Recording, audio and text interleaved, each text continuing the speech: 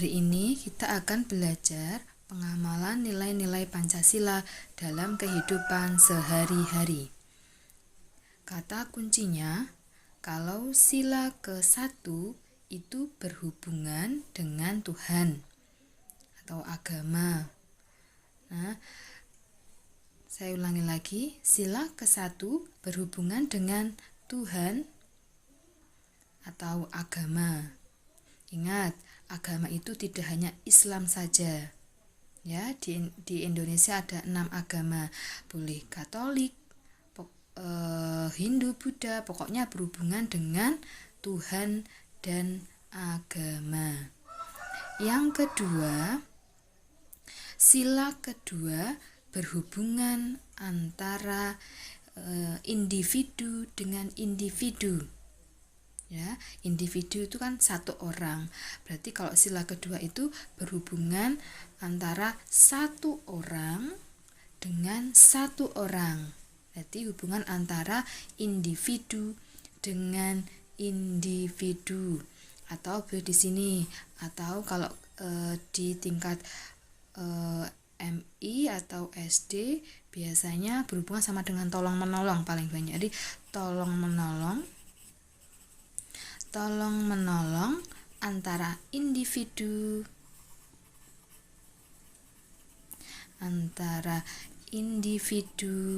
dengan individu. Nah, juga boleh. Nah, pokoknya kalau sila kedua itu hubungannya antara individu satu orang dengan satu orang. Kalau misalkan hubungannya itu tentang tolong menolong, berarti ya tolong menolong antara satu orang dengan satu orang. Berarti seseorang menolong satu orang. Nah, itu sila kedua. Sekarang sila ketiga berhubungan dengan negara dan kerukunan, menjaga kerukunan. Ya, sila ketiga berhubungan dengan negara dan kerukunan. Nah, seperti semua sikap yang bisa membanggakan negara itu masuk ke sila ketiga. Ya, semua sikap-sikap dalam kehidupan sehari-hari yang berhubungan dengan negara itu sila ketiga. Ya, berhubungan dengan kerukunan itu sila ketiga. Ya, selanjutnya sila keempat berhubungan dengan musyawarah. Semua sikap-sikap yang ada di musyawarah itu masuk sila ketiga. Sikap-sikap apa yang ada di musyawarah? Contohnya, menghargai perbedaan pendapat. Jika ada teman yang berpendapat, didengarkan. Itu masuk sila keempat karena berhubungan dengan musyawarah. Nah, yang terakhir sila kelima. Nah, sila kelima itu hubungan antara individu dengan orang banyak atau umum. Ya, kalau sila kelima itu berhubungan antara satu orang dengan orang banyak atau umum. Nah, atau boleh lagi misalkan hubungannya tentang tolong menolong, berarti ya menolong ya, seseorang menolong orang banyak.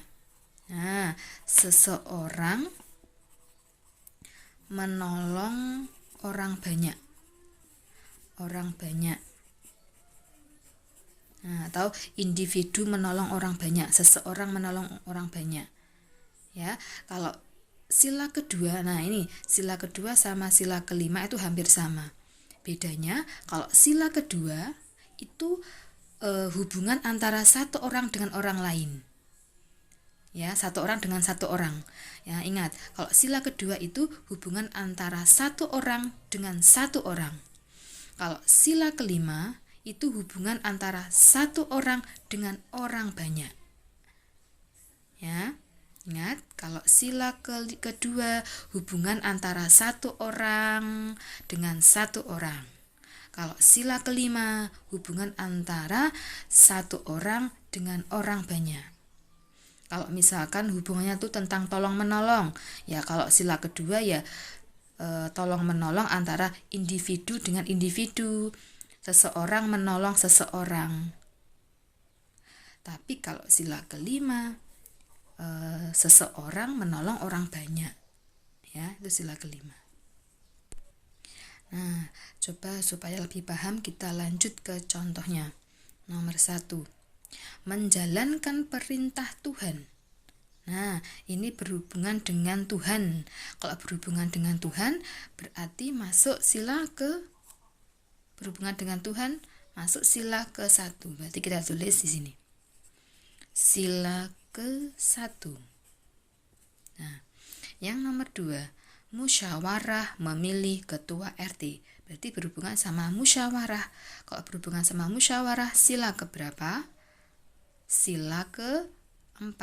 Berhubungan sama musyawarah berarti sila ke-4. Tulis sila ke-4. Selanjutnya, berteman dengan siapa saja.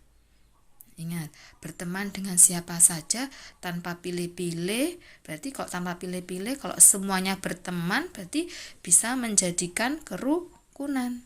Ya, semuanya menjadi rukun karena semuanya berteman. Berteman dengan siapa saja. Berarti kalau berhubungan sama kerukunan, sila keberapa? Kerukunan, berhubungan dengan kerukunan, sila keberapa? Sila ke-3. Kita tulis di sini. Sila ke-3. Selanjutnya, Ani membantu Edo yang jatuh dari sepeda. Ani membantu Edo. Ya, ingat, Ani kan satu orang, individu ya. Individu membantu individu. Hubungan antara individu dengan individu. Ingat, kalau individu dengan individu, berarti sila keberapa? Sila kedua. Sila kedua. Ya. Selanjutnya, nomor 5, mendengarkan teman berpendapat. Mendengarkan teman berpendapat. Kalau berpendapat, ini berarti ada di dalam apa? Kegiatan apa berpendapat itu? Berpendapat itu ada dalam kegiatan musyawarah. Berarti kalau berhubungan dengan musyawarah, sila keberapa? Sila ke-4. Kita tulis sila ke-4. Selanjutnya nomor 6, Rani menolong korban banjir. Rani itu kan individu ya, satu orang. Rani itu dia hanya satu orang, seseorang. Menolong korban banjir. Korban banjir kan banyak orang, ya toh? Korban banjir kan tidak hanya satu orang tapi banyak orang. Nah, kalau individu dengan orang banyak, berarti sila keberapa? Hubungan antara individu dengan orang banyak. Nah, kalau sila kedua kan individu dengan individu ya, satu orang dengan satu orang. Kalau satu orang dengan orang banyak, satu orang dengan orang banyak, berarti sila ke-5. Berarti ini masuk ke sila ke-5. Yang terakhir, mengikuti upacara bendera. Nah, mengikuti upacara bendera. Upacara bendera itu tujuannya untuk apa? Mengenang jasa pahlawan. Kalau pahlawan berarti berhubungan dengan negara. Nah, kalau berhubungan dengan negara berarti sila keberapa? Berhubungan sama negara. Sila ke-3. Sila ke-3. Nah, seperti ini ya.